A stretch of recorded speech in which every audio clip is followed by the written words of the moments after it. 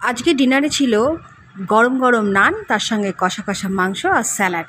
নানগুলো নরম আর গরম ছিল, জমে ক্ষীর। নানগুলোর সাইজ ভীষণই বড় বড়। নানগুলোর দাম ছিল পার পিস 10 টাকা। রাংতা কাগজে এইভাবে মুড়ে দিয়েছিল, তো আমি নিয়ে এসে সঙ্গে সঙ্গে হটপটে দিয়ে দিয়েছিলাম। পুরো গরম ছিল আর সাইজগুলো খুব বড় বড়। 10 টাকায় এত বড় সাইজের নান পাওয়া খুবই মুশকিল। সবার জন্য 3টে আর আমার জন্য 2টো নিয়ে এসেছিলাম। তো গাইডস, বসে পড়েছি নান আর কষা কষা মাংস নিয়ে। ওহ, নরম নরম নান গরম গরম নিয়ে এইভাবে ছিঁড়ে সমস্ত নানটাকে তরকারির সঙ্গে এইভাবে মাখিয়ে যখন মুখে দিলাম, ওয়াও! সত্যি কথা বলতে দারুণ হয়েছিল। ওয়াও! মানে গরম গরম নান, তার সঙ্গে কষা কষা আর একটা করে পেঁয়াজের টুকরো, শসার টুকরো মুখে যখন পড়ছিল, অসাধারণ লাগছিল। আমার মতন কর্মজীবী মানুষরা যদি ডিউটি থেকে এসে এরকম রান্না করা খাবার পায়, তার যে কী ভালো লাগে সে যারা সার্ভিস করা ওমেন তারাই বলতে পারবে। উফ, কী আর বলবো! নরম নরম নান, তার সঙ্গে কষা কষা মাংস। মাথা নাড়াচ্ছি আর সমানে খেয়ে যাচ্ছি। পেঁয়াজের টুকরো, শসার টুকরো, নুন দিয়ে মাখা। কি দেবো! বাবুর সাথে আর বাবার সাথে একটু রসিকতা করছিলাম। সবার জন্য 2টো রুটি এনেছিলাম, নান বা রুটি যাই বলো। মানে 3টে করে, আমার ছিলাম 2টো। আমি তো একটা খেয়েই কুপোকাত, আর ওরা 2টো খেয়ে কুপোকাত। কি বলবো! সমানে প্রত্যেকটা বাইট, আহা হা, ওরা অসাধারণ। আর সত্যি বলতে মাংসটা রান্নাও খুব সুন্দর। ধামসা আলু, নরম তুলতুলে, ওয়াও! মুখে না মিলে গেল আলুটা। মানে একদম সে ক্যাডবেরি খাওয়ার মতন, বড় বড় রসগোল্লা খাওয়ার মতন আলুটা যেন মুখের সাথে মিলে গেল। রেসিপি জানতে হলে আমার বাড়ি আসতে হবে, রেসিপিও জেনে যাবে আর রান্না খাওয়াও যাবে। আমি আর তার সমানে নিচে যাচ্ছে। হ্যাঁ, এখন লেবু আনলে হবে, লেবু এর মধ্যে ছড়িয়ে দিতে দারুণ। তাহলে হ্যাঁ, মাংসের লাগে না, ফাটাফাটি লাগে, ফাটাফাটি থাকলে ভালো। নেই ঠিক আছে, নেই মামা, চলো, মানে সে কানা মামার থেকে নেই মামা, সেরকম একটা মামা থাকলেই হবে। আমি তো মানে কি বলবো, আর গান টিভিতে যে গানের তালে, আর আমার এই একটা খুব বাজে, আমি মানে খেতে খেতে খাবো। বাবুর সাথে আর ওর বাবা খুবই আর কি, মানে যেহেতু ওর বাবা বলছে কি রান্না করা খাবার পেয়েছে বলে ডিউটি থেকে এসে, আমি বলছি হ্যাঁ, সবারই ভাল লাগে এরকম অসাধারণ রান্না করা খাবার কেউ পায়, সত্যি সবারই খুব ভাল লাগে, আমারও ভাল লাগে।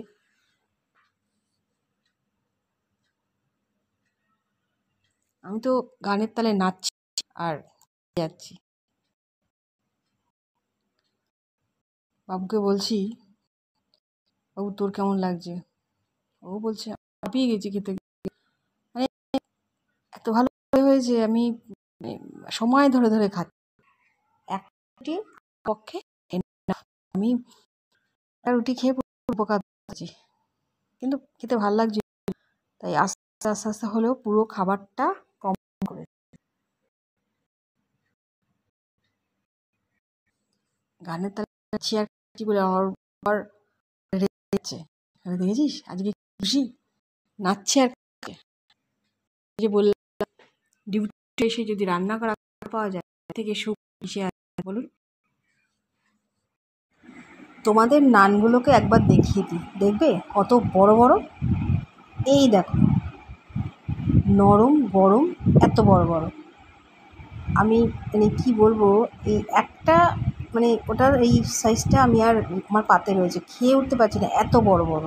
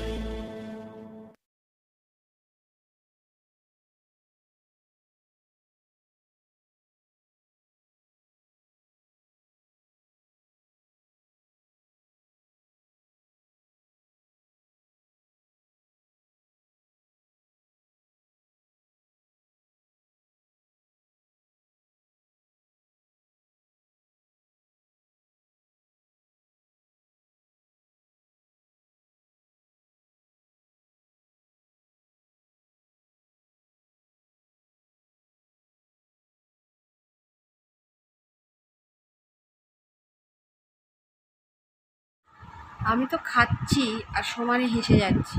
ওর বাবা বলছে, দেখেছিস বাবু, মা আজকে পাগল হয়ে গেছে, সমানে হেসে যাচ্ছে। আরে কাছ থেকে এসে এরকম ভালো খাবার রান্না করা হাতের সামনে আসলে কে না হাসবে। দেখেছেন, কি বলবো, চোখ। কে বলুন তো? ওই যে আমার ছেলে। আমার খাওয়া হয়ে গেছে দেখে ও টুক করে পেঁয়াজটা নিয়ে নিল। আমি তো প্রায় ভয় গেছিলাম। আমার খাওয়া শেষ, এই শশা রয়েছে, আস্তে আস্তে শশা খাচ্ছি। এইসব খাবারের পর একটু যদি মিষ্টি হয় ভীষণ ভালো হয়, কিন্তু মিষ্টি আনতে ভুলে গেছি। তবে কোল্ড ড্রিঙ্কস এনেছি, কোল্ড ড্রিঙ্কস খাবো। ও বাবা, এখনও এই যেটা টমির জন্য রাখা হয়েছে, আর ও তো খেতে ভীষণই ভালোবাসে পুরো। ওর বাবাকে থ্যাঙ্কস জানালাম, এসে গেছে আমার পাশেই এসে গেছে টমি। ওর বাবাকে বললাম এরকম খাবার খাওয়ানোর জন্য অশেষ ধন্যবাদ বলে আবার কিছু করে একটু হেসে নিলাম। বলে থাক, আর ধন্যবাদ দিতে হবে না। সত্যি কথা বলতে আমার যে অশেষ ধন্যবাদ জানাচ্ছি ওকে। এটা রেখেছি টমির জন্য।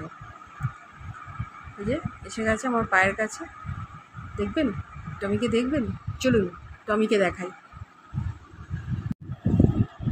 টমি তো আমার কাছে এসে পুরো দাঁড়িয়ে আছে, কখন ওকে আমি দেব। তাই বললাম, এই যে দেখুন কীভাবে দাঁড়িয়ে আছে আমার সামনে। চলো চলো,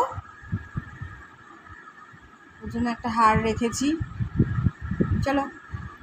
এই চলো বলেছি, অমনি আমার আগে আগে দৌড়াচ্ছে।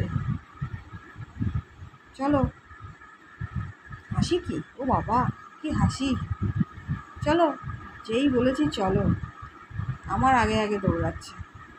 বাটিতে জল ছিল না, তো বাবু আবার বাটিতে একটু জল দিল।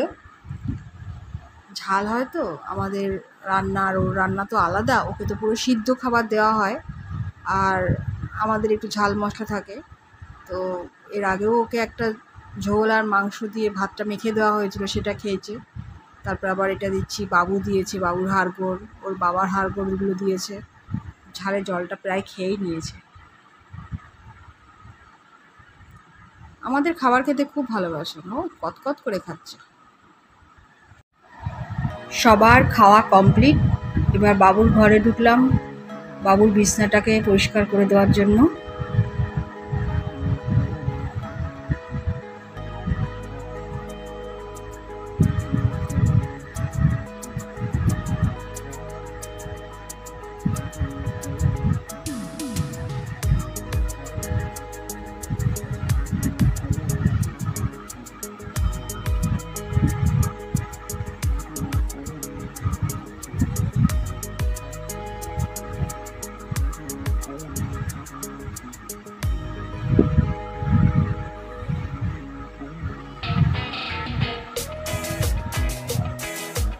তারপরে চলে গেলাম আমাদের ঘরে।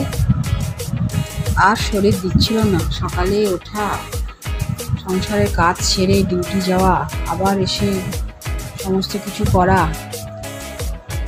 তারপরে ডিউটি থেকে এসে জামা প্যান্টগুলোকে খুলে রেখেছিলাম, সেগুলোকে আলনায় রাখলাম। একটু ফ্রেশ হতে গেলাম, কারণ খাওয়ার পরে আমার একটু ফ্রেশ হতে হয়। বাথরুমে গিয়ে একটু গা হাত পাগুলো ধোয়া, সেগুলো করে বেরিয়ে এসে আবার বিছনা করে শোয়া। যতক্ষণ না শুচ্ছি ততক্ষণ যেন আমার ভাল লাগছে না। বিছানাটা ভালো করে ঝাড় দিয়ে তারপরে শুয়ে পড়বো।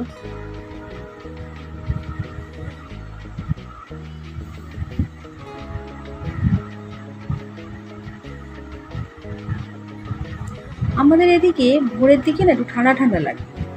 এবার বাবার আর আমার দুজনের পায়ের কাছে একটা করে চাদর থাকে, যার যখন নেওয়া দরকার হবে সে তখন সেটা নিয়ে নেবে। হালকা করে ফ্যানটা চালিয়ে দিয়ে শুয়ে পড়েছি।